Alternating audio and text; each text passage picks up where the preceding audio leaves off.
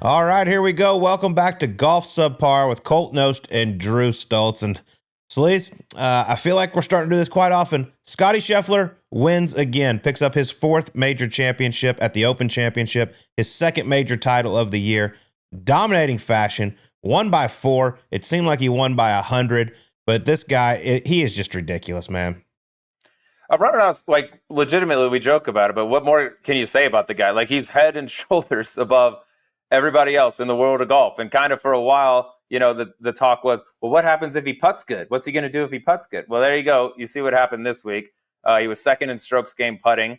It was a runaway victory, 4 strokes at the end, dude. I don't know about you, but like that doesn't even feel like it does it justice. This thing was a runaway from the start. There was not one single moment in the final round, including the one slip up he had on 8 where he made double, where I thought anyone else had a chance. I mean, he comes out the gates, hits it to a foot on 1, and then he just pretty much outside of hole 8 hit the perfect shot, the shot that it called for every single time. He led in strokes gained approach, Colt, and I know he's had a ton of great performances, but to me, especially the first 3 days where there were some elements, there was some wind, a little rain, that might have been the best iron play like I've ever seen. He seemed to hit it pin high every single hole. Yeah, it was a ball striking clinic, and in my opinion, all the golf I've watched him play throughout his life, like I think that's the best he's probably ever putted. I mean, I don't know if he's ever in his PGA Tour career finished first for a week in strokes gained putting. He did it this past week, and I just think the perfect example to look at it last week of why he is just so much better than everyone else. One, how he played the par threes in general, which were very demanding at Royal Portrush, but then you go to 16, which is one of the hardest holes. Johnson Wagner did a segment on it leading into the week talking about how hard this hole is. It's Calamity Corner. All hell can break loose at this 235-yard par 3. Scottie birdies it the first three times, and then on Sunday, with a massive lead, hits a 4-iron from 230 to like 15 feet left of the hole, exactly where you're supposed to hit it. Easily could have birdied the hole all 4 days. But when you look at that, I mean, we're not talking 7 irons, 8 irons. We're talking 3 and 4 irons that he is hitting exactly pin high from 230 plus yards to within makeable birdie range, and he's converting them. It was just an absolute clinic, man. It's special to watch. I don't think we give him near enough love, if I'm being totally honest. I think after watching this, like we kind of talked about it going into the week, and I know he hasn't played a ton of links golf, and it's something you got to play a little bit to get the hang of. I think links golf favors Scottie Scheffler more than anything else, just because of the array of shots he can hit, and that he's willing to hit in a tournament. Like Colt, the cool thing was like watching him play. Let's say there's a left to right wind, like he would smash a draw up against it, net straight. Same with the left to right, or excuse me, right to left. He'd smash a fade up into it and go straight. Then you'd see guys, other world-class players like Colin Morikawa, left to right wind. He would just play a monstrous, fade in there. He just seems to hit the right shot every single time. He flights it down. He would hit it up. It's just, I mean, when he putts like that, and Sunday was just a cruise, dude. That was like zero stress. He wasn't trying to do anything. I felt like he just had 20 feet to the fat side of the green, dead pin high every single time. Look, we don't want to be prisoners of the moment, but this has been going on for a long time, and it's hard to see it slowing down because even his bad golf is still top 10. Yeah, he has 2 finishes outside the top 10, I believe, so far this year. He has an 11th and like a 20th. Actually, check that. He has like a 25th at the WM Phoenix Open, his second event back after hand surgery when he had the little accident with the wine glass. But it's just week in and week out. Even when he doesn't win, he's still a factor, and I think that's what just makes it so impressive. You go out and putt the way he did, I mean, the field has no chance. You heard Xander Schauffele afterwards talking about Scottie and how good he is, and he says, nowadays when we look up at the leaderboard and see him at the top, it really sucks for us. I was like, that was, I think he's number 3 ranked player in the world now, was number 2, won 2 majors last year, and he's talking about seeing Scottie's name at the top, and he's like, yeah, this is a problem for us. Yeah, that's, by the way, that's like every week, more or less. I mean, Xander said that. Rory made a comment at the end and said, like, this felt inevitable. Haotong Li, the night before he played in the final round, the closest pursuer of Scottie Scheffler, said, I feel like I'm probably playing for second, but I hope I can go out there and play a good round of golf. It's like they're just conceding to him, which you sometimes see players talk about guys and like just the way they revere them and how good they are, but it's normally after they retire. You don't see it a lot while they're still playing. And that's what you got with Scottie right now. And I mean, how could you say anything different, dude? Like what he's doing right now, I mean, Tiger's the only comps that we can come up with, and Tiger did it for a long time. He's got a long ways to go to catch him, but this is the most dominant stuff we've seen in a long, long time. And if that putter is anything close to what it was this past week, just forget it. Yeah, I thought it was a cool stat they put on the broadcast, how between Tiger's first major win and his fourth major win was 1,197 days.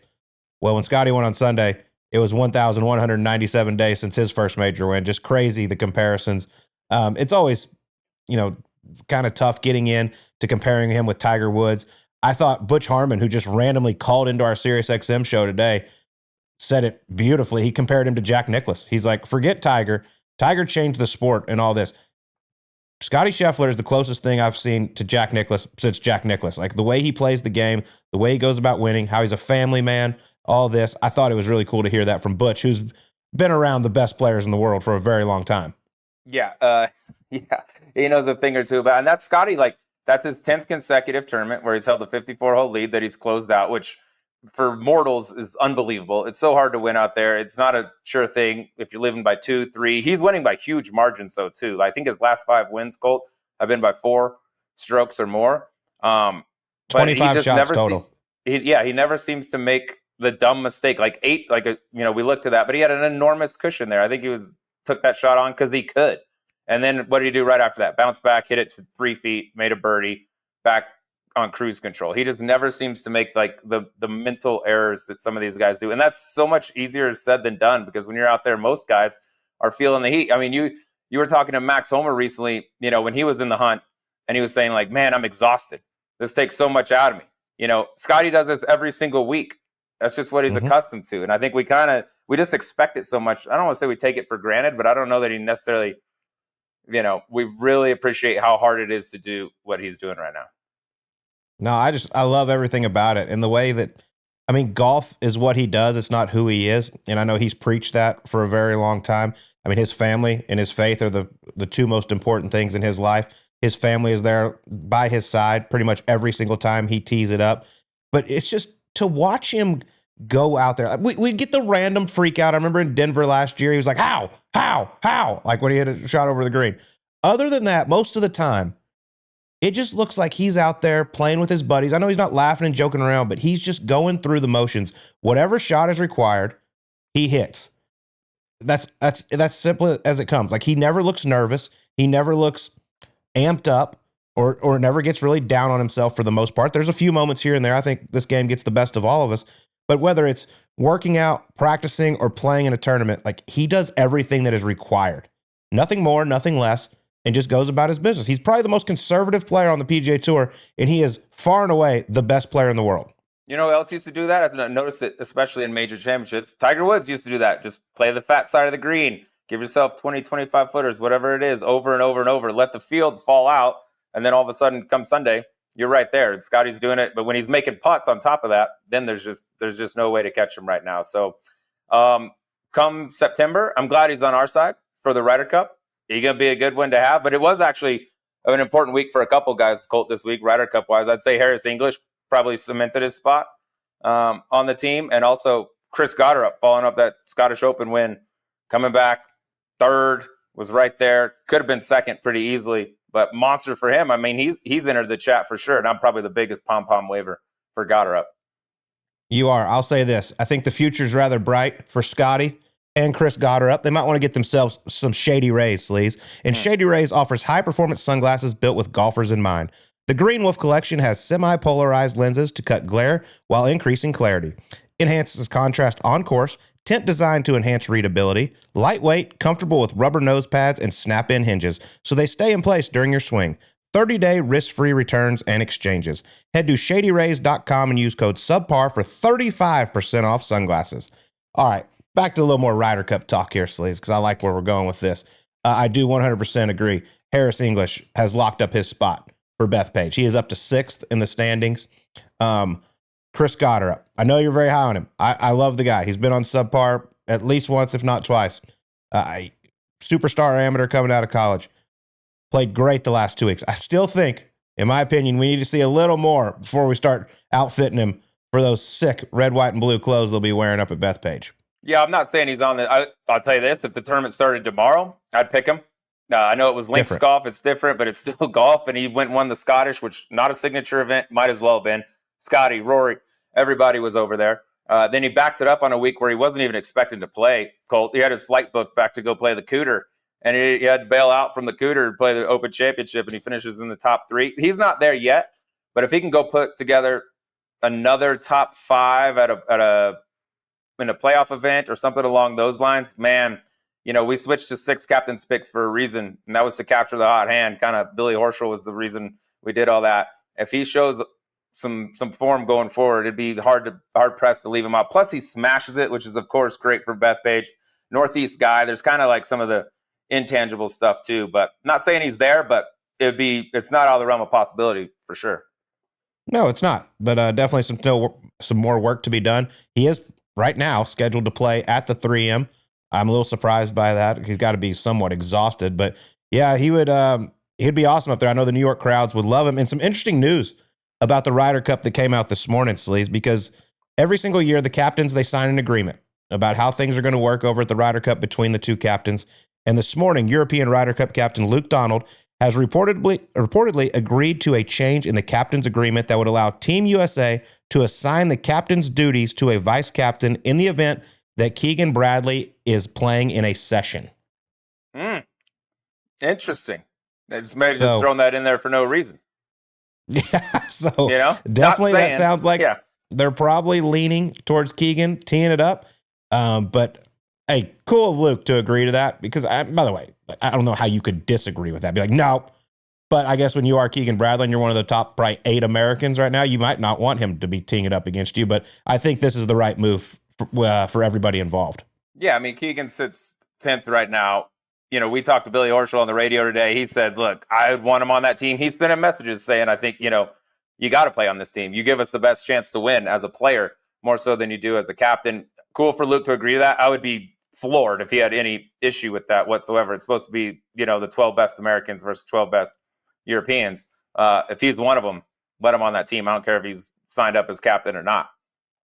Yeah, and it also sounded like over at the Open Championship, Keegan Bradley has told Bryson DeChambeau he will be a part of the U.S. Ryder Cup team.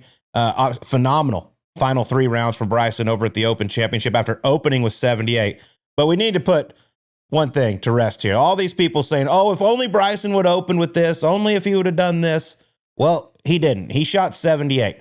And that's what separates him and Scottie Scheffler. And Scottie Scheffler and the rest of the great players in the world is Scottie Scheffler doesn't do that. As we learned this morning, his highest round on the PGA Tour so far this season is 73.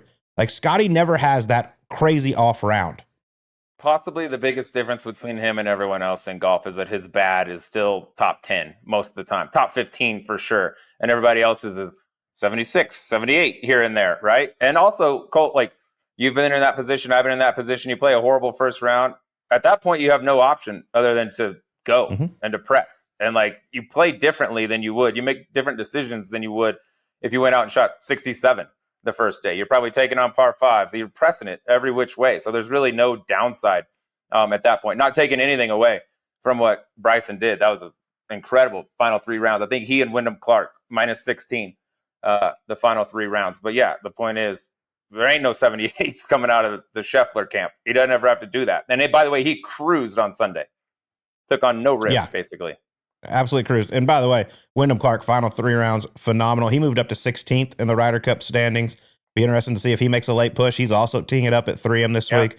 A much-needed good week for Wyndham Clark with everything that is going on. I know he did finally come out and apologize to Oakmont. They're working on things there, but good to see him play well those last 3 days. Yeah, and I think along with Goddard, I think maybe the reason they're playing 3M is to try to make a push for this. Like, look, I got only a couple events left, and then it's playoffs. If they go out there and pick off a win on a field that's not the fields that, at least Wyndham's accustomed to playing week in, week out, huge move, huge potential for playing at Bethpage. Yep. Just 2 weeks left before the start of the playoffs. It's wild. This season has flown by, man. I mean, we have 2 events left with CBS, and I'm done until January. It's just crazy to think how fast this has gone by. Yeah, it's weird. For the majors being done in July, and then just a couple more weeks, then it's playoffs, Ryder Cup, and then, I mean, we're in it. But then we get football. Yeah. One last thing I want to throw at you that I just found rather interesting. Listen, I'm a PGA Tour guy. I still pay attention to everything that goes on in the world of golf with LIV and all of that, but I found it rather comical that on Friday night or Saturday morning, depending on where they were when they put this out there, they had 19 guys to start the week in the field at the Open Championship. They made a graphic with everyone's face that made the cut at the Open Championship. Are we really bragging about this? I don't know. I don't even like getting into all the Live versus PGA Tour stuff. It's Live, it's their social media, of course. What are they going to do? They're going to promote their guys. I don't know that making the cut is the biggest thing in the world, but maybe they're showing look at what, percentage of our players that we had in this field ended up playing the weekend.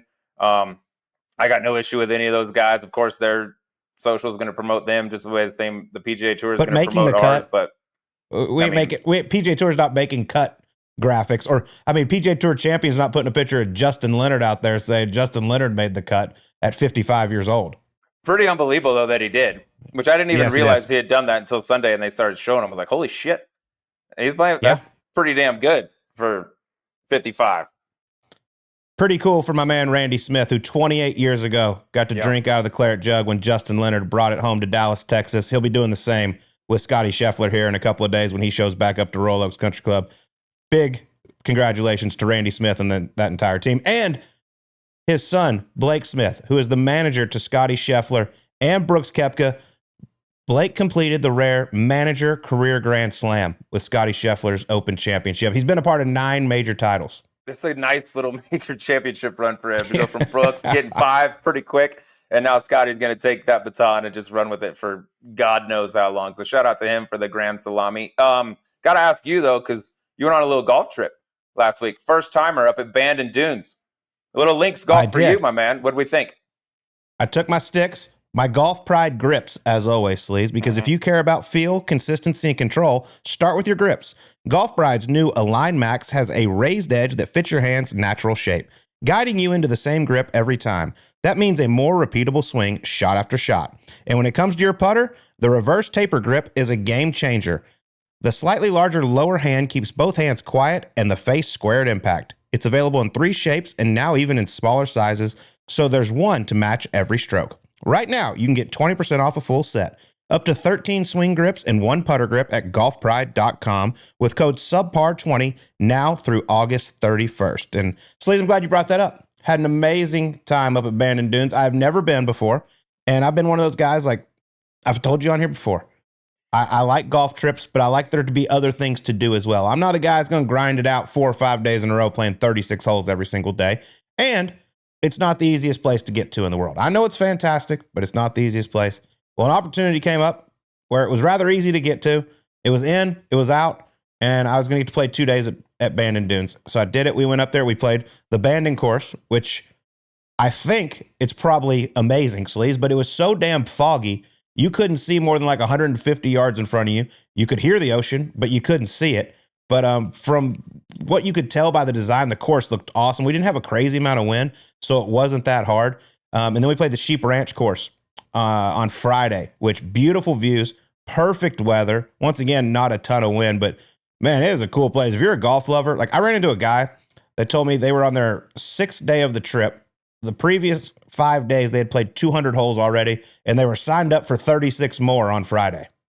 You got to really want it. I've played it. I played those a handful of times, and I've played it like you did in the fog with very little wind, to the point where our caddy had to run up, I'm talking 50 yards in front of us and be hit it over my head. You couldn't see, and it's 175 yards. You couldn't see anything, more or less. And I've also played it when it's blowing 30 and it's brutally hard out there. It's a really cool place anyways, because it's authentic links golf, real fescue, and you would never think you're in the States if they just airdropped you in there. But it is fun if you get a chance to go back and play it in the wind, because it's so different, dude, when you play with no wind. I was hitting lob wedges into holes that I remember hitting 5 irons into, at the Pacific Coast Amateur the last time I went up there or whatever. But cool joint. Glad you got to go up there and at least get a couple of them, because honestly, if you're going to stay in North America, it's either Bandon or Cabot that are the only 2 genuine real links golf, at least that I've played. There may be 1 or 2 else out there, but it's pretty good spot to go have a little fellas trip. Yeah, it is. Shout out to Bandon Dunes. It is so organized. It is so well ran up there. I was shocked by how many people are on that property. I know it's a massive piece of property with 6 golf courses and a par 3 course, but everything is just perfect up there. If you ever get a chance, I highly recommend going. Also, Sleaze, went all the way up to Bandon Dunes and had 2 Whisper Rock caddies for 2 days. Shout out to Shug and Jason Castles leading us around Bandon Dunes. Shug's been up there for 16 years. Castles for 14. Castle's in the sky. And he is in the sky most of the time. I should say that. He comes by that honestly. Great dudes. Yeah, it's a little hub for some of the Whisper guys. Yeah. We got a bunch that go up there. Chicago gets some. Whistling gets some. It's sweet. And you're right, dude. It is a monstrous piece of land. It is a huge production out there. But it's 101 for sure. Cool thing right there where you can have breakfast and lunch right at the Bandon course, because Bandon, I believe, has hosted every single USGA amateur event there is. And they have every single trophy there. And the 4-ball was there, Sleaze. I kept looking. Couldn't find Sleaze and the kitty on there. They got the silver. I thought about writing it in for you. They got the runners up? No, they didn't have the silver. A lot of people say that's even better that time. It's coming to Scottsdale next year. Desert Mountain. How about that? DM hosting this thing. So, I mean, if we can't get it done this time, God, it might just be time to hang it up, you know? God damn, y'all might need security being in Scottsdale, USGA 4-ball. It's going to make the Ryder Cup look like a fucking library on a Wednesday afternoon, dude. It's going to be raucous out there. All right. Well, we might be doing some live Subpar shows from the 4-ball next year. Hopefully I'm in town for that. All right, let's get to our guest this week, because this is a fun one right here. The man loves him some golf. He knows more than anyone about soccer, and he's just a great dude. Taylor Twellman joins us on Golf Subpar. All right, folks. Our guest joining us today was a goal-scoring machine during his time in the MLS. He's now the most prominent soccer commentator in all the land. He's the lead analyst for MLS on Apple TV. Talented man, taking his talents to the golf course. Coming off a 4th-place finish at the American Century, Taylor Twellman is with us. Long overdue, my man. Good to be with you. Boys, long-time listener, first-time caller, so this should be a lot of fun. It's going to be a lot of fun, Taylor. And by the way, I saw when he announced 4th-place finish, you're like, you're not too happy about that. No, I'm not. When you are, listen, I gave Joe something to think about with 4 holes to play, and then I got run over by an 18-wheeler, and he went 3 under. So, long story short, yeah, it's still a little salty in my mouth, Colt. It's a little salty. I'm not going to lie to you. You weren't the only one, though. There was a handful of guys kind of in the mix. Like, at the end of the day, if you just look at the scoreboard, it looks like, oh, Joe won kind of comfortably going away, but it wasn't like that. But for you, I mean, this is your 2nd time in a row, I think, after a hiatus from the time you played, your first time. What was it like? What was it like being in the mix going down the stretch there? I love it, Drew. I absolutely love it. And you've known me for a little bit, just running into each other at Whisper Rock and whatnot. Golf has always been a part of my family. My uncle Jay Delsing was on tour for 20 some odd years. So I grew up with the sport. But when I went to college and then kind of went the pro soccer route versus the pro baseball route, I kind of put the clubs away for about 10 years. And then it was like 2007, 2008, I kind of got back into it, and it kind of saved me. For your listeners, my career ended right before the 2010 World Cup. I had a nasty concussion, and I couldn't work out. Still really can't work out with certain regulations now. So long story short, golf kind of saved me. It kept the competitive juices going. It gave me something to shoot for, no pun intended. It just gave me something to really kind of grasp this second phase of my professional life. And so I'm very grateful for that. But this was the 2nd time I've been in Tahoe. And the first year, I don't care what anyone tells you, but Marty Fish looked me in the eye and he said, there's nothing like Tahoe in that first round. Absolutely. I shot 76, didn't make a single birdie, didn't even come close. And it was a deer in headlights. And I just kind of grew into it and figured it out that, you know what? You just got to hit greens and try to make as many birdie putts as you can. For me to shoot in the tournament 1 over in stroke play, I mean, you two know this game better than me. I would have signed that dotted line without even knowing where I was going to finish. So all in all, it was an absolute blast. I love going into the final 4 or 5 holes with the lead or tied for the lead. It's just the chips didn't fall my way, and that's a bitter pill I have to take at a certain point. Well, like you said, it's one of the best weeks of the year. Like, we love going up there. And everyone I talk to that knows you says you're one of the most competitive people they've ever met. Mm-hmm. And I know you went there to win. A lot of guys go there to party, have a good time, but Taylor Twellman was there to win. What was the preparation like the few weeks leading into it? Colt, it's a great question because honestly, you want to go in, and this is where golf is so different than any other sport, especially team sports, because either you win or you lose. As I've started to play competitive golf again, it's listen, you got to play the best you can in that moment. And if you think that way, you actually enjoy the process way more than worried about the result. And that's kind of where this was for 2025 for me. So we had a small tournament in Maine, Drive for Kids. I was in the final group with Joe Pavelski again, was tied for the lead with 5 holes to play again. And Joe went 3 under in the final 3 holes. But then Marty Fish shoots 67 and he trumps both of us. Basically, Colt, what I'm trying to say is my goal is to play the best round I can do in that moment.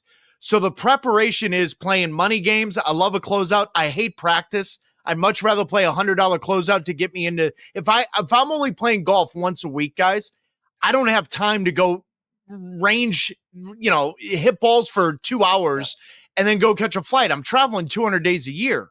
So my thought is go play $100 closeout, put yourself in pressure, do that. So I did that 5, 6, 7 times, played in a couple tournaments. We did the member guest at Boston Golf where it's scratch only, no strokes. I mean, that gets you into the thick of it. So that's a long-winded answer, Colt, of just saying, trying to play as much as I can in a competitive environment versus just being a range rat. Did you play that Boston Golf Club? Was that with McDonough? Yes, partners? but McDonough is not in the scratch part. Sorry, Yeah, Sean. I was going to say, how's that sandbaggers aren't allowed, Sean. Sandbaggers aren't allowed. We love you, Sean. No. We love you, Sean. Love you. But that explains, because I was going to ask you, because there's so many guys like Colt and I, like the quarterbacks we were around, they seem to be like the most like technical. You want all the information, take a ton of lessons, do all this. I was just talking with one before we got on here. He's a complete mess right now. I was like, dude, you're a good athlete. Just do it. But you seem to be more like a shot maker feel guy. Yeah.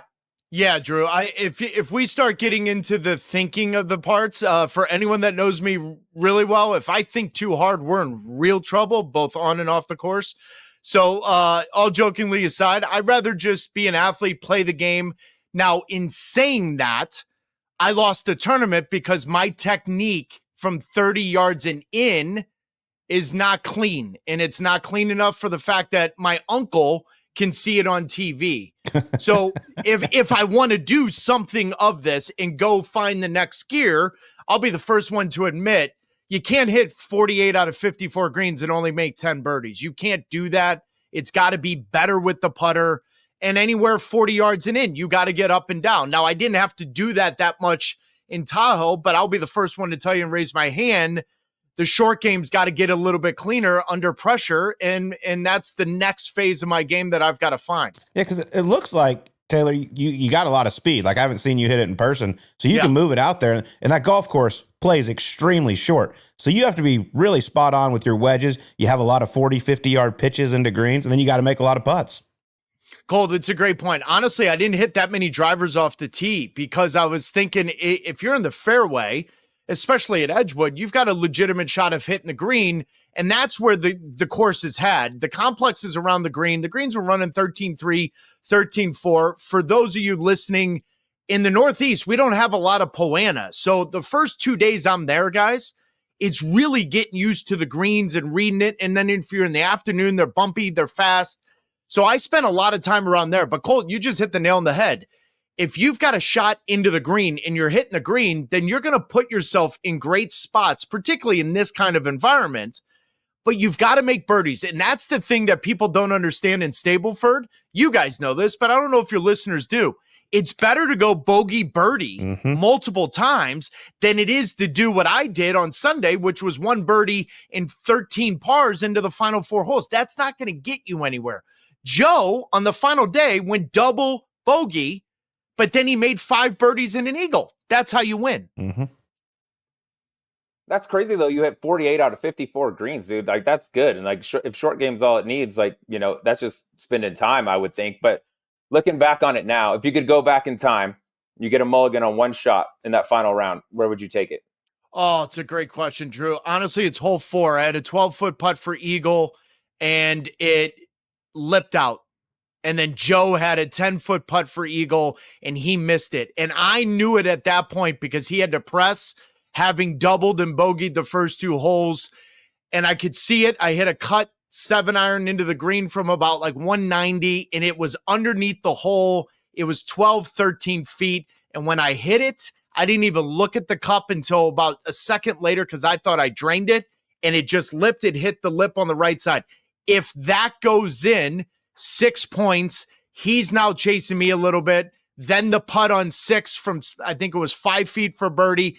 I'm way more, yes, it's above the hole, but I'm more confident. The eagle putt is the one I want back just because I think it sets the tone that he's going to have to chase me for the rest of the day.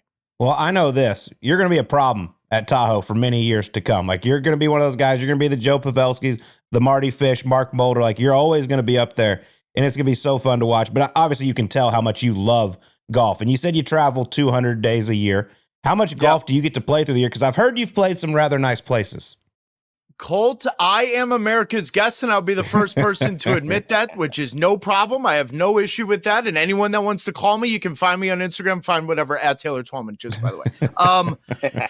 The long-winded answer is this. I play once a week. And I find any kind of gambling game I can. I just joined a great new place. If you guys are ever up here in the Northeast, I just joined the International Golf Club. Mm-hmm. It's Core Crenshaw on one side. It's Fazio on the other. They're building a bunch of cottages. It's completely been redone by Escalante Golf. It's magnificent, and it's got a great range.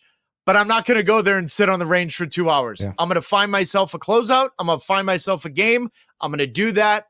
And Colt, the reason why I need that is golf is still a reprieve for me. As much as I am competitive and I want to do the best I can, it's still the reprieve in my life. I'm still walking 18 holes. My cell phone's off. I've got a little music playing. We have a couple drinks afterwards.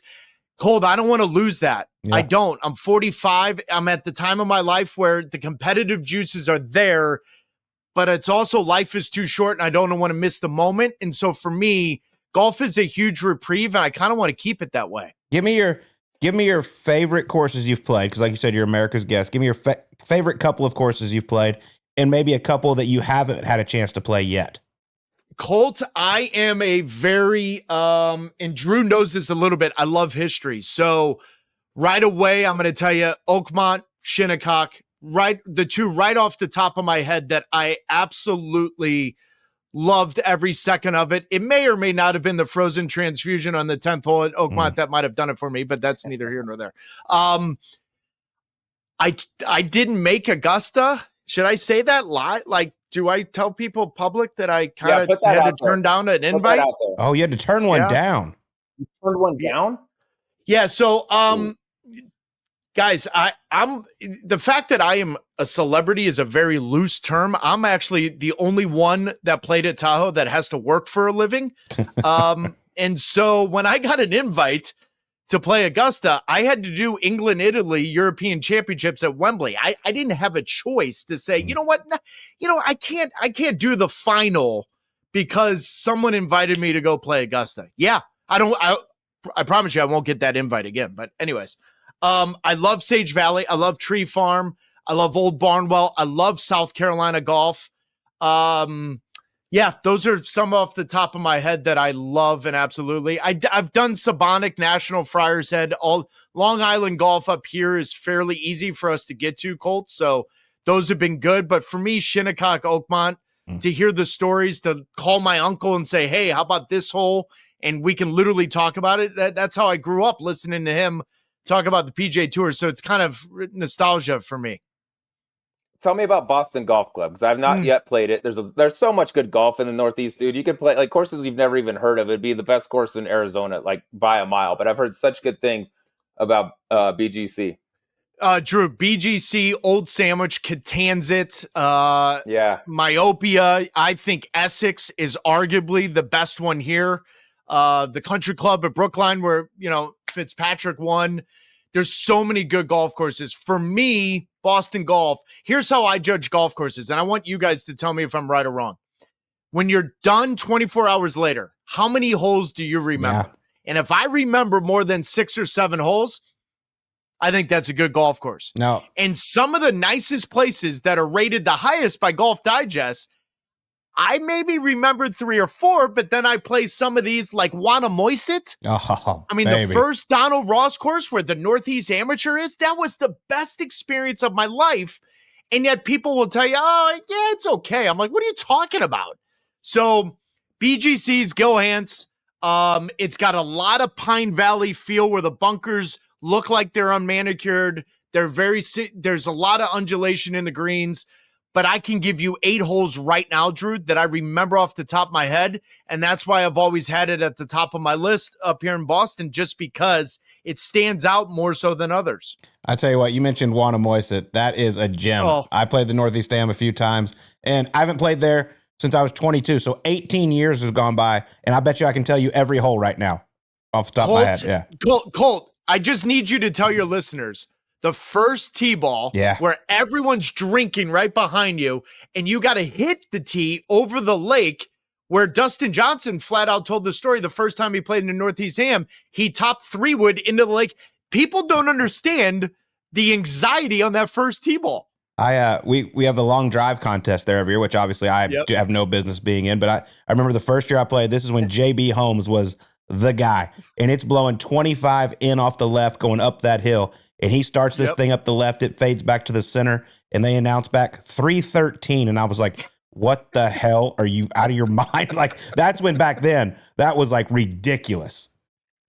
Drew, the whole 3, Drew, at Wannamoisit is basically 109 yards, and it's a par 4. It's borderline impossible to hit the green. It's awesome. I love I love those old courses. Those old courses like that, they don't make them like that anymore, obviously, because everyone's hitting at 350. But like where you tee off, like the first tee is literally like on the patio where people are eating. You know, like Garden City has a finishing hole like that. Actually, Bel Air, you know, I haven't played it since the redo, but like that, they used to tee off like while people, you're like, you could knock over their drink with your backswing. I love that. I love that. And BGC finishes on a par 3, so everyone finishes. They go up to the clubhouse.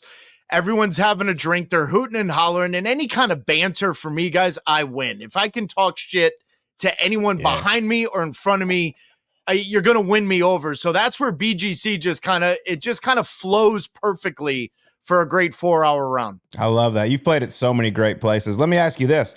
I know you watch a lot of golf too. Like, who do you model your game after? Ooh, that's a real good Sean question. McDonough? The mannequin, Mark Mulder. Okay. Yes. By the way, best nickname ever. That's I mean, honestly, who would you like to model your game after? Maybe that's a better question.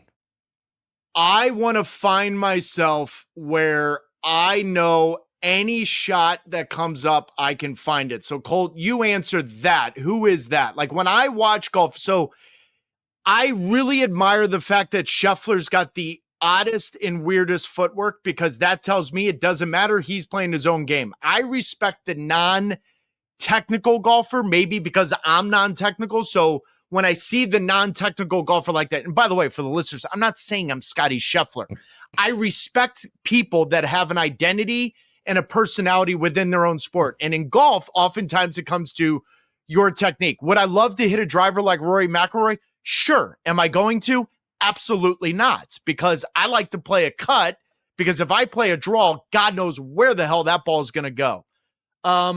It's honestly, Colt, to answer your question, because I watch you guys a lot. And by the way, I think you have done a really, really good job of acclimating yourself into the profession, but also having a personality. Very few people can do that. Thank you. When I watch you guys on CBS, I watch everyone going into the 70-yard into the green shot, because I want to see if they're doing any little technique's the wrong word, any kind of mannerism or setup that allows them to be relaxed and it's not forced. And here's the shot I'm going to be to give an example. The Travelers with Tommy Fleetwood versus Keegan Bradley. I've watched it now 10 times. You could see it that Tommy Fleetwood was uncomfortable. Mm-hmm. You could see that Keegan Bradley already knew what he was going to do. So that's kind of what I watch versus, I'm going to watch what does he do with his right elbow? What does he do with his lead hip? That kind of shit. Honestly, Colt, I'll probably go into a black hole with that, and I don't want to go there. But when I watched Keegan Bradley at the Travelers, what I saw was someone that stayed in the moment. It literally compartmentalized the entire situation and said, I'm going to hit this within 8 feet. I don't give a shit what Tommy does. Yeah. That's kind of what I watch. That was one of the coolest scenes I've seen in a long time, just with how many people were there and the moment and him being there. But you could tell, like, Keegan Bradley knew what he had to do. Like, he had to go get it. Tommy Fleetwood was basically saying, don't mess up. Yes. And that was the difference. And Colt, to your point, that's what I did on 15. I completely screwed it up. The tree was overhanging myself, and I went back and I changed clubs 2 or 3 times. And my gut reaction was take my 48 degree, punch it onto the green. Instead, I tried to hit a cut 54, which was idiotic. You missed the green, tournament's over. I keep replaying that because I'm like, dude, you literally told yourself the entire week. By the way, if you had my caddy on, I never asked him what to hit until that shot. That was the first shot the entire tournament. I was like, Steve, what do you think? And he's looking at me and go, what? What are you talking? You haven't asked me the whole week. My name's Chris. So yeah, exactly. Yeah. Now, like, really, dude? Now, so honestly, it's one of those things you learn from, but also it's the best part about this sport. And you guys know this better than me. You literally can hit the perfect shot and get screwed. You can hit the worst shot and get lucky. It is unlike any sport in the world. And I made a career out of doing jack shit for 88 minutes, but I scored the game-winning goal, and everybody goes, oh, Taylor, great job. You scored a great... It's like, did you watch the 90 minutes? I played like absolute horse manure. But the reality is the team wins, you score the goal, and everybody does this. Golf's 180 degrees opposite, and it's kind of why I'm addicted to it. This portion of the podcast is supported by Carlisle Companies, a leading supplier of innovative building envelope systems. With buildings responsible for nearly 40% of total energy use and energy demand on the rise, Carlisle is meeting the challenge head-on. Carlisle's advanced energy-efficient and labor-saving solutions help reduce strain on the grid while reducing labor for contractors. We have a lot of great events in our area, but hands down, one of the coolest events in the Phoenix area is the Carlisle, Arizona Women's Golf Classic. This Epson Tour golf event, which is a feeder tour for the LPGA, has the largest purse on the Epson Tour and attracts some of the best talent in women's golf. The Carlisle, Arizona Women's Golf Classic at TPC Scottsdale every spring reflects Carlisle's commitment to the support and advancement of women in business and athletics. Now back to Taylor Twellman. Give everyone an idea. You said you shot 1 over at the tournament in Tahoe. Like, what's your playing handicap? What do you play at when you go play these member guests?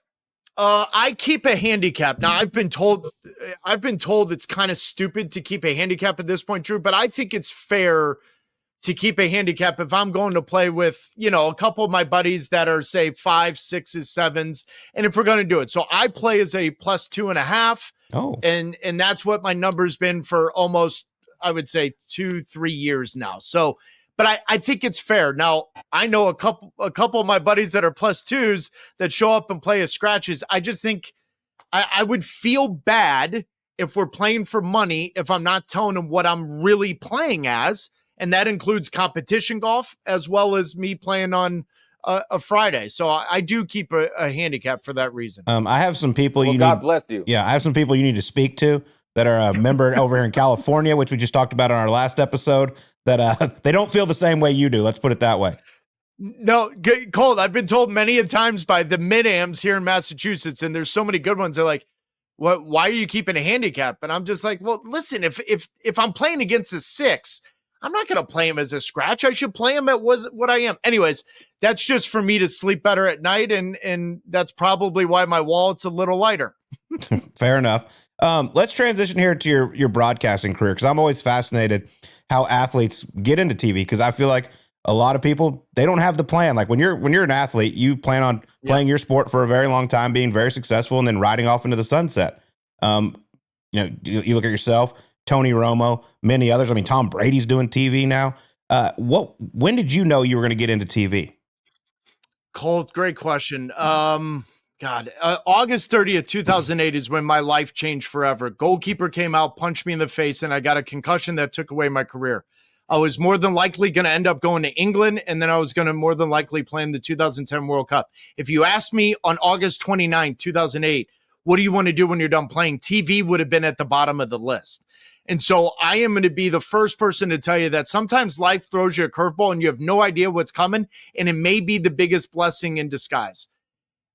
I didn't want to do TV. I wanted to be a general manager, technical director. I wanted to build teams. I wanted to be successful because I had lost. I don't know if you guys know this, but your listeners will. I am the Jim Kelly of Major League Soccer. I lost 3 MLS Cup finals in a row, and I lost 4 total.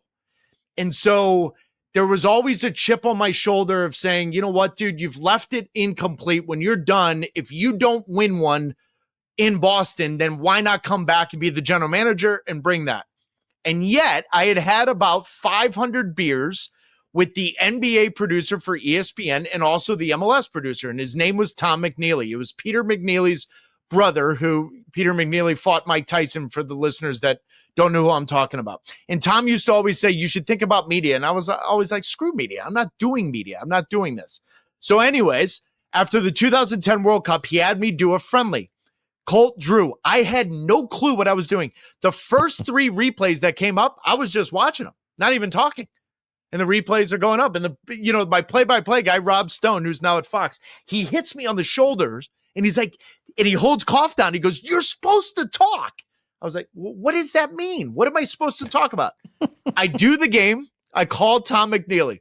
I said, Tom, I am so sorry. That had to be the worst TV ever.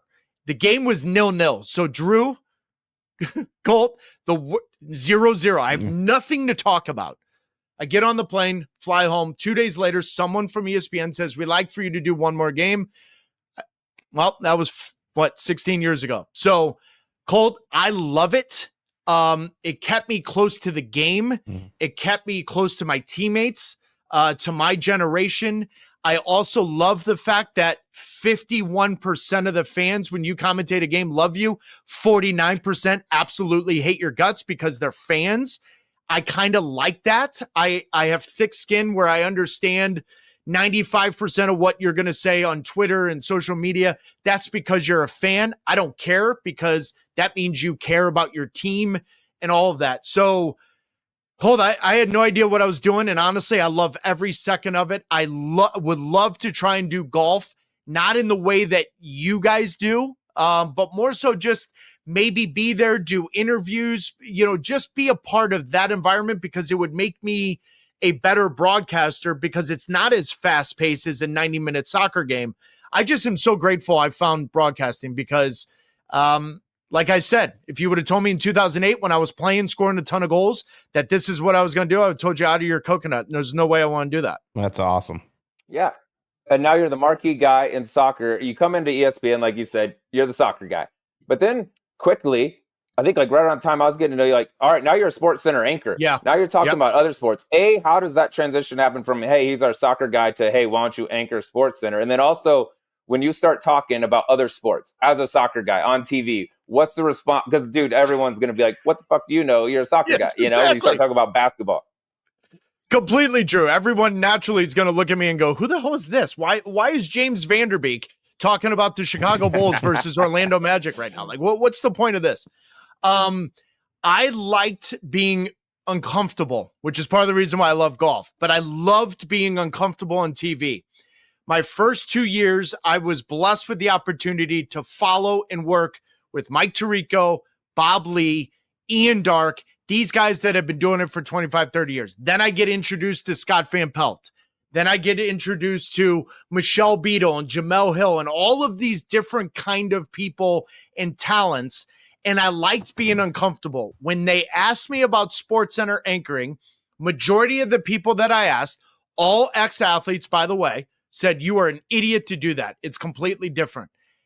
I wanted to be uncomfortable. I don't do teleprompter, guys. So when I did TV, I hated the teleprompter, because that meant if that teleprompter went out or went away, if I'm relying on that, then I have no preparation whatsoever. SportsCenter taught me, one, how to write your own scripts, how to interject your opinion while being a newsworthy person. You could show personality when you wanted to, but you were the news person, versus every other show I was on, it was ask Taylor a question, pull the string, and wait until he shuts up. This was different. So Drew, honestly, it was the most uncomfortable I've ever been in TV, and it was the best thing for me. I did over 100 some odd sports centers as an anchor. That was awesome. But the most fun I had is being with people that you won, and you guys will agree with me in this. When you trust the person next to you, when you like the person next to you, and when the person next to you challenges you, there's nothing more fun. Scott Van Pelt and I had the most fun in the 2018 World Cup when we were told 18 hours before the first World Cup game in 18 that we have no highlight rights. And Scott and I came up with the idea that I draw the highlights and he reacts to the draw. I literally drew the poop emoji 10 times in the first group stage, and it was the most fun I've ever had. That is hilarious. So honestly, Drew, it just was SportsCenter made me uncomfortable, and I've now reflecting on my life. I don't know about you guys. I've learned the most when I'm wrong. I've learned the most about myself when I'm uncomfortable, and I've grown the most when I am uncomfortable, wrong, and yet I'm aware of what I'm trying to do, and that's kind of what SportsCenter did for me in TV. That's cool, man. And Sean McDonough nailed it, by the way. He said, you're good at everything, which I'm starting to realize you really are, which we're very jealous of. There's not many people out there, but I actually forgot about the SportsCenter stuff. That's fantastic. We are going to circle back around to that in the Emergency 9. Sleaze, should we get to that now? Hold on real quick. You talked about how he's good at everything. I got a couple questions about this because I knew you played stuff in high school. I didn't know you played football, soccer, basketball, baseball. You had a Royals offer, I believe, coming out of high school to play baseball. What did you play in baseball? What did you play in football? I need like a little scouting report on Taylor Twellman outside of soccer. Hey, Colt, just for newsworthy, Mike Illig and Cliff Illig did not offer me the Royals contract, just so we make that abundantly clear for our inside joke. We are going to get to this, actually. I've changed my mind, and we're going to talk about this during the E9. Senior year of high school, Drew, is real easy. Senior year of high school, I had to go to the Under-17 World Cup, so I missed all the pre-draft stuff for baseball. And yet Cardinals, Mets, and Royals said, when you come back, we're going to allow you play a month with your Legion team. And then after that, we'd like to do a personal workout. Did a personal workout, and the Royals offered me a contract right there. And I'll never forget this to this day, because you're going to then ask me when did I choose soccer? And it was on this day, because when they handed me the contract, they said, my two questions were, if I sign this, when do I report? They said 5 days from now. And 2, do I have to give up soccer? And they said, well, yeah, you're going to Shreveport or wherever you're going. And I looked right at my dad, who played pro soccer for 10 years, by the way, and he never put pressure on me. But I looked right at him and I said, Dad, I don't think I want to go to Shreveport right now. And that was the decision. Drew, baseball was a love of mine. My grandfather played for the Yankees and the Tigers and the Browns. That was Jay Delsing's dad. That's my mom's dad. And so I always loved baseball, but I knew I could be a soccer pro as quickly as possible versus baseball. I would have gone to rookie ball, single ball, double A ball. I mean, Ryan Howard was the same age of mine. He was in St. Louis. It took him a while. He's a good example. And he was, MVP with the Phillies. So I just wanted to be a pro as quickly as possible. I kicked for the football team. I didn't really play football, but I did. Go. Okay. Quick side story, because you guys love this and this is your podcast. So I kicked 5 field goals the whole year. If it was 4th and 8, we gave it to our running back. His name was Renato Fitzpatrick. If it was 4th and 8, guess what? He got 9 yards. Best running back in our high school. But why do I bring this up? Sophomore year of college, his grandmother buys him a lottery ticket. He wins the lottery in the state of Minnesota. Oh my God. How much? For $9 million. And he just quits football. I think it's the best story ever, because everyone goes, hey, did you hear about Renato Fitzpatrick? I'm like, yeah, I only kicked 5 field goals. They're like, no, Twellman, it's not about that. We're talking about the lottery. He won the lottery. That's unbelievable. No shit. That's one of the coolest stories I've ever heard. And then I played. Bye-bye football? Yeah. I gave it up. I mean, he should have. He was a gopher. Like, what are you going to do with Minnesota? Not stop. You know what I mean? When did I realize I was not going to be the next Jalen Rose at Michigan? When Larry Hughes, if you guys remember that name, Jason Tatum's dad, Justin Tatum, they were legit. They beat us in the districts 83-38. And no joke, guys, I will be the first person to admit I thought I was going to be the next like Dugan Fife. You know what I mean? Go be the point guard for Michigan, do everything. Larry Hughes dunked over me. Everything, his mid-carriage right my face. I get stuck with a block. It's the play of the year. Trey Wingo's reading it on St. Louis. I'm in the car as if I just realized Santa Claus isn't real. I saw a ghost, all of this shit, and no joke. My dad looks at me and goes, "You all right?" I go, "Dad, I don't know if I'm going to play basketball anymore." Yeah, I don't. It's amazing what a couple nuts in the face will do for your basketball dreams. You know what I mean? Two nuts right in your face, dude. Right here, and I said, "You know what? Golf sounds pretty fucking good right about now." I mean, Drew, the Roman helmet made me think very quickly. Did you ever play against Darius Miles? He's the East St. Louis guy. He's East St. Louis, so he was either just after me or just before me. But Larry Hughes was the guy, right? And he ended up playing in the NBA for 16 years. Went to St. Louis U, which was so random. And then it came out that, his brother needed a heart transplant and they put him number 1 on the list. But Larry Hughes was my first like real dose of humility where I was like, man, I don't think I can be in the Fab 5 anymore or the Fab 12. You know what I mean? No. That's awesome, man. I know it real well. You've had a hell of a career. Real well. There is no doubt about that. And we love watching you on TV, but we got to do the E9 here. Have a little fun with you. Since you are a TV guy, I figure we might as well ask this. I mean, you do it all. So if a movie is being made about you, who's going to play you? Kevin Costner. Oh, think about it for a second. Jesus. God damn, you said James Vanderbeek earlier in the show. I thought but James Vanderbeek isn't the kind of I need the drama part that Kevin Costner does. And every time I look in the mirror to prepare for a TV show, Drew, I just see Kevin Costner. I don't see James Vanderbeek. Yeah, that's true. I see it too, by the way. And that movie should be made. By God. We might get on that.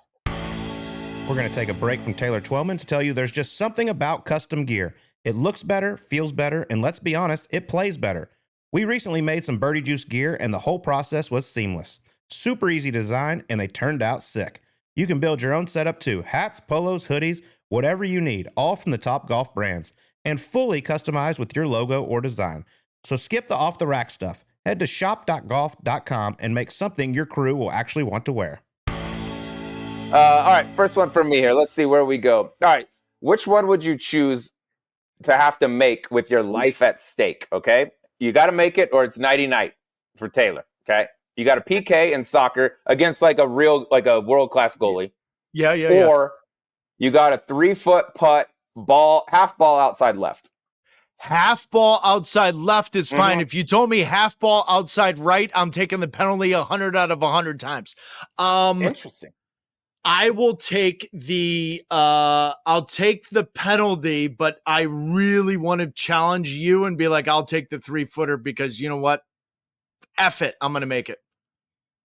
I'll take the penalty. The outside left might change it. What's the best? What's a good penalty kick percentage? 80? Yeah, I was going to say 78. There's probably 10 or 11 current players that maybe have missed one. But when Lionel Messi has scored, 860 goals in his professional career, yet he's missed, I think, 7 or 8 penalties. That puts it into perspective. Bum. Yeah. Yeah, no, it sucks. Find a new gig, bud. Seriously, Give Messi. up the dream. Wait, hold on. I'm staying at his house. You cool with that? Yeah. Tell him I was kidding. All right, we can stay on soccer here because I think Ted Lasso took the world by storm and everybody just fell in love with soccer watching that great show. But which character do you most closely resemble? Jamie Tart, Roy Kent, or Zava? Oh. Good question. You're Tart, dude. So Don't even fucking. I am 1,000% Jamie Tart. 1,000%. Yeah. Yes, it's not even debatable. I am very self-aware. There's a part of me that wants to say Zaza, but it's not. It's 100% Jamie Tart. 1,000%. Yeah, I kind of figured the answer. Loosely based off of Taylor Twellman. But not loosely, just actually not exactly. Really. It's kind of not even loosely. Throw away loosely. That's great. That's a good one. All right, I like that question. All right, this is like a real question. This isn't even like bullshit question.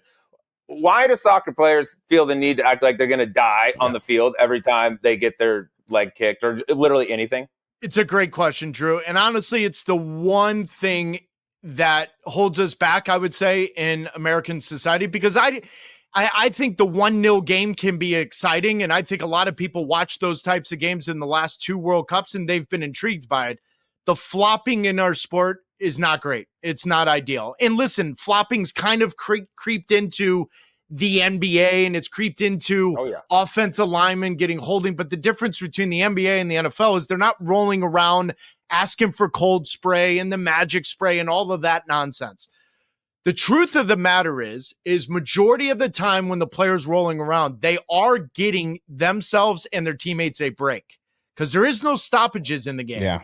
Now, majority of the time, it is an interpretation of trying to manipulate the referee or the official in the moment. And when there's a tackle in that split second, that human element, which is why video review is now part of our game, the referee, depending on where he or she is from, may see a serious injury and it may indicate whether or not that's a yellow or a red. Drew, it's a long-winded answer of saying, it's not that way all over the world, but it still is a huge part of our game. And I quite honestly believe, and I still believe this, and a lot of people disagree with me. I think all it takes is one referee in the biggest game to give a yellow card or a red card to that person faking it, and it ends it for good. It does. But I don't know if we'll ever see it. I don't know. I would hope so, but I think it would hit it. Yes, it is slow play. Slow play in golf. Guys, one time. Guys, it took 5 hours and 58 minutes for Fleetwood, McIlroy, and Thomas to play today. It's embarrassing. What? Yep. I mean, dude. What? Stroke one of the big guys on Saturday or Sunday for slow play, coming down the stretch of the tournament. I'm with you. Game over. It's done. We start playing faster. And in Colt, Drew, I actually think they'll play better. That's my personal opinion. I think they'll play better if they stop going over. I do. Yeah, I'm with you. Yep. I'm on record. Slow play doesn't equal good play. All right, my next one. You mentioned you don't like reading off the teleprompter. Well, you got a lot of cool memorabilia behind you. For all the people that are watching on YouTube, you got a little Ron Burgundy doll there. Tell us a little bit about some of the memorabilia back there, and I heard the Ron Burgundy story is awful special. So real quick, since you brought it up, Ron Burgundy's right here. When I put Ron Burgundy on this bookshelf, and this bookshelf was built during COVID because I had to do SportsCenter every single day, and Scott Van Pelt and I created a segment where you would just guess what's on my bookshelf because we had no sports to talk about. Anyways, so I filled it with memorabilia. Ron Burgundy had batteries in it, and I didn't know that. And live on air, I hear San Diego. That's German. And I was like, and I start scrambling. I throw it across my office. I was like, oh my God, what is going on right now? I look at the bottom and it's got the batteries. So yeah, just so you guys know, and you can see it, the batteries, they don't exist anymore. I've got pictures of my dad. That's my grandfather's baseball card with the Yankees. There's a Shinnecock member guest up there. That's pretty cool. I'm not going to lie to you. Mm-hmm. And just a bunch of other stuff. I've got my own, bobbleheads here just because I like to talk about myself, as you guys have noticed over the last 45 minutes. And a couple games I've done. And there it is. The Ron Burgundy thing, that is fantastic. God, I love that. It was just imagine, Colt, you're on hole 16 in the final group and you hear San Diego. It's German for what? Yeah, no. That's great. I like it. Yeah. We got to get you a Jamie Tart bobblehead back there with it. You know what I mean? That would go nicely. Very nicely. Man, you got some good genetics, too. I was just realizing. You got Yankees and pro golfers on all kinds of no wonder you're good at everything. Yeah, it's not really practice. Just show up. Yeah. Some of us by the way, I knew, for the record, I found out as an 8-year-old what an over-under was, money lines. Hell yeah. So, that's important. Yeah, that's good very math. important. Kids might pay attention in math if you teach it like that. 100%. Instead of doing it the way they do now, I've lost brain cells. All right, Taylor, this is like the obligatory. I feel obligated to ask it because this is like your moment. But the super viral 2017 rant about U.S. soccer, which is fucking phenomenal. When did you realize? At what point did you realize like this is a thing? And I just became a meme. So I've told this story once publicly, so you guys don't know the real reason why I lost my shit, do you? Mm-mm. Oh, No, but I need it. Now I'm hyped. You know why? Why? It's golf related. Okay. So, okay. So U.S. 4 days before this game, U.S. beat Panama 4-0. I do the game on ESPN. It's in Orlando. I get a phone call the next morning. I'm at Orlando Airport flying back to Boston. Hey, would you like to play 18 at Shinnecock, 18 at National, 18 at Sabonic, and we will do 18 at Friars Head. It's going to be a scratch-only game, and then we're going to ask the members to play in the final whatever. And I was like, I didn't even listen to anything. I said, yes, I'll be there. When does it start? They go, here's the date, 10 a.m., first tee at Shinnecock. I go, oh, that's the day after U.S. plays Trinidad. So, as one would, I pack my car. I got everything set up. I buy my ferry ticket at 5 a.m. I will be getting to Shinnecock at 7:30. I will hit balls. I will have an egg and cheese English muffin. I will have the time of my life, and I cannot wait because I'm playing in a scratch game. This is great. Awesome. And then the U.S. are down 1-0. And I start thinking in my head, wait a minute. If the U.S. fails to qualify for the World Cup, I don't think I'm playing in that scratch game tomorrow. I don't think I'm going to. Okay. Messi's losing 1-0. Guys, at halftime of that game, U.S. and Argentina's losing 1-0. We've got 10 TVs in the studio. Scott Van Pelt Sports Center, Max Brados, Nicole Briscoe, the other Sports Center. Everyone's watching the games, and everyone's on their pins and needles because Messi may not be in it. The United States may not be in it. And the whole time I'm sitting there going, do I back out of the golf tournament now or should I wait? So the whole time I am like, there's no effing way that I don't get to play in this golf tournament because we cannot beat Trinidad and Tobago in Trinidad, where our roster, the United States men's national team, was worth $194 million and Trinidad's was worth whatever it was, 24, 25, whatever the number. Well, here we are. They lose. We've got people crying, grown men and women crying in the studio. Max Brados can't look at me. He can't figure out. He goes, what are we going to do? I said, buddy, we've got to go out there. We've got to do something. Scott Van Pelt's like, I'll see you on my show right afterwards. No problem. We go on. The greatest accomplishment until the day I die is the fact that I did not say the F word once in that rant. That is 100% the truth. Colt and Drew, for anyone that knows me, the F word is it's easy. I did not say the F word and I completely lost my shit. I completely lost it. And afterwards, I still, for the record, hadn't taken myself out of the golf tournament. So I do the rant. I go into the room and I'm 100% not thinking about golf. I can't believe we didn't qualify for the World Cup. But I'm sitting there going, you got to be kidding me. And I had my phone on airplane mode. I turn it off, and 10 minutes later, that's when I knew, yeah, you're not going to be able to get to the island. No. I didn't sleep for 34, 35 hours. The show was, I did every show, everything. And honestly, I don't regret it, but I was just like, what the hell just happened? But the whole time I was thinking about a scratch game at those four places. Guys, you can't be serious. That would have been heaven. Yeah, that's tough. That's a tough rotation to beat, dude. Globally. Yes. And Drew, the best part is, because you know me, I'm like, all right, how much does it cost? And they're like, take care of the caddies. And I'm like, oh my God, yes. America's guest. Yeah. The best. I'm like, awesome. Cool. Great. That is. And then they're like, and someone shot like 64 at Shinny, and you're like, all right, whatever, who cares? US lost. Yeah. Great. To awesome. Trinidad and Tobago. To Trinidad and Tobago. What are we doing? I'll never forget Trinidad and Tobago now. Well, earlier you brought up. That's a good story. You brought up the Illig family, which they own Sporting KC. And I know you're very close with them, as am I. But respectfully, as an Illig, I need you to back off, okay? Because I recently got a picture of you and my two step-parents, the Illigs, okay? Bonnie and Cliff. And apparently you're calling them mom and dad, and I'm not okay with this, okay? There's only enough of us to go around, okay? They adopted me a few years ago. They can only feed so many mouths. Yeah, you need to go away. Drew, here's the thing, right? We're sitting at a really nice, you've got the backdrop of Lake Tahoe, the mountains, great food. And Bonnie looks at me and says, you're just You're not as good as Colt Knost. That's right. And I was like, you know what? My I girl. get it. But Uncle Eddie is still part of the family. So, like, I could be Uncle Eddie and still have no problem with it, Colt. You know no what? problem. I like you, so I'm okay with this now. And like Slee said, there's plenty to go around. We're going to be fine. But I got a little nervous when he sent me that picture. I was like, oh, God, he's creeping in on my parents. Go away. Yep. Get out of here. Yep. Colt, I'm from St. Louis. Trust me. They will adopt you 10 out of 10 times over me. They're the best, man. They're so great. Oh, shit. I'll sign up to be their lap dog if you guys got the uncle thing taken. Anything, whatever, dude.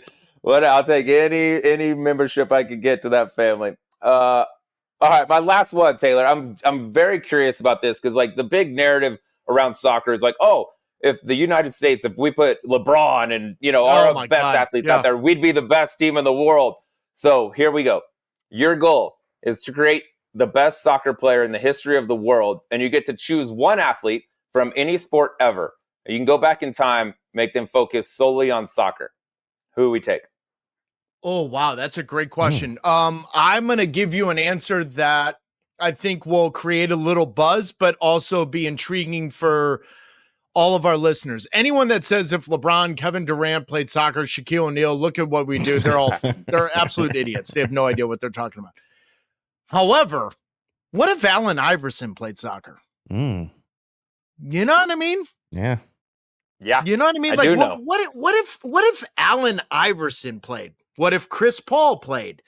What if Barry Sanders played? You see where I'm kind of looking at, the short in stature, the one that's quick feet, all of that stuff. But I think of Allen Iverson, guys, it's no different than looking at Kylian Mbappe. Yeah, I mean, Kylian Mbappe, yes, is straight running. He's probably faster, but quickness and all that. Like that, those are the kinds of athletes that you have to ask that question. But I love it, Drew, because everyone goes, what if LeBron was a goalie? I'd be like, yeah, I would have scored 100 goals. He's 6'10". Yeah. It's easy. It doesn't, you know what I mean? Like, he's 6'8". Doesn't matter how tall he is. It's the Allen Iversons of the world. They're like, what if they played? That'd be a different conversation. I like that. Short, quick burst. He'd be sick. I guarantee you. Oh, he's like you. He was good at everything. Yeah, a lot like I wouldn't. You guys have a lot in common, actually. I don't like the way you I'm more of Jamie. No, Jamie Tart. Me and Allen Iverson. What's wrong with you right now? No chance. I'm just saying that he's good at stuff. And hard to get him on the practice field, though. I was gonna say, and you said you don't like to practice, so maybe it does practice. Yeah, maybe it does kind of make sense. Imagine if he said closeout. That would have been the best sign. Closeout. Closeout. I like it. All right, last one. We're gonna put a little picture up on the screen here that I received from a friend, and I want you to tell me about it here. So, Mark, fire away. I mean, what the hell is this? Oh God, it's so good. Look at that. So, it's you guys are gonna laugh. That is Luis Suarez. I didn't know how to draw him, and he was coming off a World Cup where he bit a player. Remember, he bit the player in the shoulder, the Italian player, Giorgio Chiellini, in the 2014 World Cup. So we're doing 2018, and Suarez was playing, and I just drew that. And Scott couldn't even get us to the commercial break. We were laughing so hard. And all I said was, Scott, this guy can chew an apple through a tennis racket. Yep. And he lost it. He absolutely lost it. That is so good. Taylor, I texted him, and it might have been the fastest he's ever responded to me ever. I said, hey, having Taylor Twellman on, you got anything good? He goes, show him this picture. He will die. I was just like, done. Oh, that's so good. Man, Taylor. He's an artist, too. Guys, that was so good. That picture was so good. That is awesome. Hey, man. Did that guy ever see it? Oh, God. I've showed his entourage that picture because he's playing for Inter Miami now, and I just kind of want him to retire first before I show him where I'm in the same vicinity. But I'm telling you, he can chew an apple through a tennis racket, Drew. The picture's perfect. Oh, it's so good, man. This has been so much fun, Taylor. I feel like we could go for hours, but it's been a pleasure catching up with you, and also, congratulations on getting your degree from Maryland. I know that was something that was super important to you. And guys, so yes, sir. So you guys, you remember the old game hat? Remember growing up, good the game hat was like you had all of them. They just brought it back. So obviously for those at home, I graduated 27 years. I'm still not a doctor, but I got my degree and I got my game hat. So thank you. I love American it, studies. You know everything there is to know about it. If you have a question about America or studying, hit up Taylor Twellman on social. He's got you. I love it, dude. You're the best, man. Thank you so much for joining us. Boys, You're a this stud. Thanks, Taylor. was a bucket list for me. Thanks for having me. All right, that was Taylor Twellman joining us on Golf Subpar after a 4th place finish out at the American Century Championship. I have a feeling the way he goes about things, Sleaze, he's going to bring home the title one year. He's all business out there. Yeah, and he's had a long time where his game's been good for a long time. He just hadn't been able to play in it. Now that he's playing in it, gotten his feet wet. I mean, he said he's like the legit. He plays at a +2.5 when he goes around. He can get it done. He'll be a mainstay on that leaderboard for a long time. And by the way, just there's very few guys better to hang out with. He's such a good time. It comes across in that interview, and it was cool getting into some of the stories, like the rant that made him famous. The "what are we doing?" where he just unloaded on Team USA. It's like, oh yeah, well, he had to give up a once in a lifetime golf trip even before that happened. So I could understand him being pissed even before, the U.S. didn't make the World Cup. Totally get it. And I love the drawings with Scott Van Pelt because they couldn't show highlights from the World Cup. That was hilarious. And then the Ted Lasso, he's got to be related to Jamie Tart. I mean, that is just a spitting image right there. When you asked that, I was like, if he says anything but Tart here, I'm going to come in with some haymakers. If he's like, oh, Roy Kent, I feel like I'm more of the Roy Kent type. Nah, He is, like I said, dude, I think that character was designed after Taylor, but he was a stud, dude. He was a stud. Soccer career cut too short, unfortunately, with the head injuries, but he does a lot to help out with that and awareness and things, and hell of a good golf game too. He'll be out at the Rock this winter. We'll get a good game, see it firsthand for you. And a college graduate now, 27 years, but hey, he's a college graduate. Him and Van Wilder. Right. That's right. American studies. All right. Well, before we get out of here, hey, I know it's a major championship. It's over, but we still got events to be played. So why don't we throw in another bet for everyone out there? We looked at the odds over at Fanatic Sportsbook earlier today.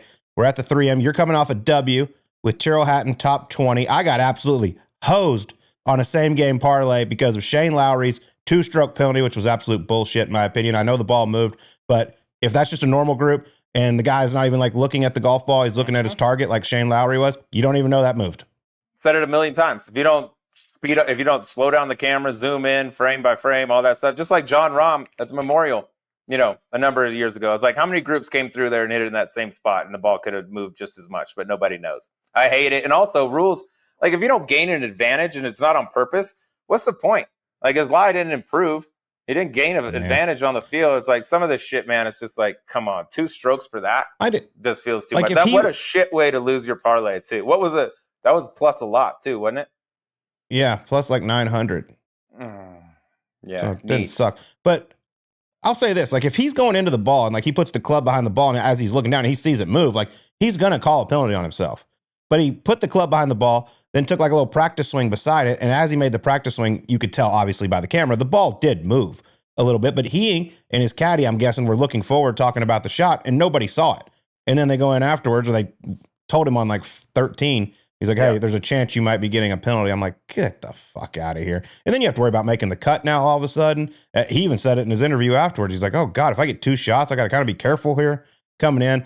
It just sucks, man, because it's not the same for everyone. It's not the same, and that's what makes golf different. And also, like, I stand by this. I think the rules are in place to keep a level playing field, to keep players from having an advantage over other players. That's not an advantage. Why are we – and 2 strokes, dude, like the punishment doesn't fit the crime at all. 2 strokes is massive for something that more or less you didn't even really do and you gained 0 from. It just feels like too much. I don't know. Some of this stuff can get tightened up. Got the same penalty Patrick Reed did for just scooping a bunch of sand out from behind his ball down in the Bahamas. There you go. Exactly. Like, pretty different, different circumstances, in my opinion, Yeah. All right. Well, let's give a pick out real quick. I'm going to go with the top 20 play, trying to get on the board, and nice juicy odds coming off a really good week, plus 160. I normally don't like taking guys that played the Open Championship and have to play the next week just with jet lag and all the quick turnaround. But Wyndham Clark just played phenomenal for 3 straight rounds. I know he wants to keep this going to try to make a push for the Ryder Cup. get up in those FedEx Cup standings. And at plus 160 for a top 20, give me your man, Wyndham Clark. Yeah, I liked it, and I almost took it too. Forget the British or the Open Championship, but he plays well. Scottish, he was in the final group. He didn't have a very good final round, but he was right there with Rory and got her up. So back-to-back weeks, he's starting to show some form. I'm going to go with the top 20 bet too, Colt. Try to just piece maybe back-to-back here, but it's a juicy top 20. It's plus 200. Give me Jake Knapp to finish inside the top 20. He had the close call at the Rocket, about a month ago. He was fourth there. And then he's finished right around 20th in his next two. John Deere, Scottish as well. Having a week off, getting to rest, coming back, playing up here. I like Jake Knapp plus 2 bills. All right. Here we go. Jake Knapp and Wyndham Clark. See if you follow along with us. Try to get this thing going a little bit here towards the end of the season. But that's going to do it for us. Hope y'all enjoyed that one. We'll talk to you on next week's Subpar.